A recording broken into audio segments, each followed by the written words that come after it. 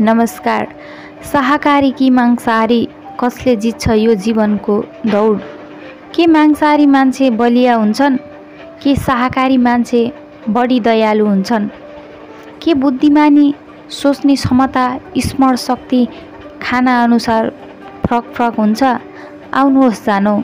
विज्ञान भन्छ मांसाहारी खानामा प्रोटिन, B12, आइरन जस्ता तत्त्व प्रशस्त मात्रामा पाइन्छ, जसले शारीरिक शक्ति बढाउँछ।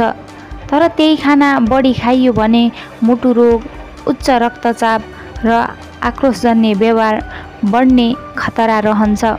शाकाहारी खानामा फाइबर, एन्टिअक्सिडेन्ट, भिटामिन C र E प्रचुर मात्रामा पाइन्छ, जसले मस्तिष्कलाई शान्त, सक्रिय र स्थिर बनाउन मद्दत गर्दछ।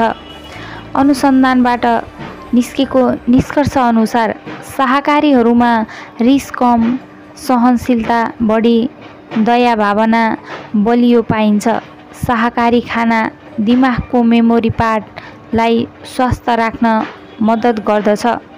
भावनात्मक दृष्टिले मांसाहारी मान्छे बलियो देखिन सक्लान्, तर शाकाहारी भित्रबाट बलियो हुन्छन्, मानसिक रूपमा बलियो हुन्छन्।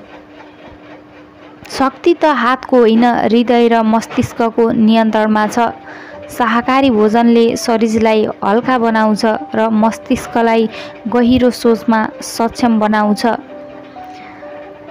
महात्मा गान्धी उदाहरणका लागि महात्मा गान्धी, बुद्ध, आइन्स्टाइन सबै शाकाहारी थिए, जसले दुनिया जिते शब्द र सोचले, हात र हतियारले होइन। तसर्थ शक्ति यदि शरीरका लागि चाहिन्छ भने शुद्धता र सोच दिमागका लागि आवश्यक छ, र त्यो शुद्धता, सोच, शान्ति र दया शाकाहारी जीवनशैलीमा मात्र प्राप्त गर्न सकिन्छ। मासु खाएर बलियो बन्न सकिन्छ, तर हराएको मन र भावना शाकाहारी खानाले मात्रै फर्काउन सक्छ। त्यसैले हिंसा आजैबाट छोडौँ र शाकाहारी बन्ने प्रयास गरौँ।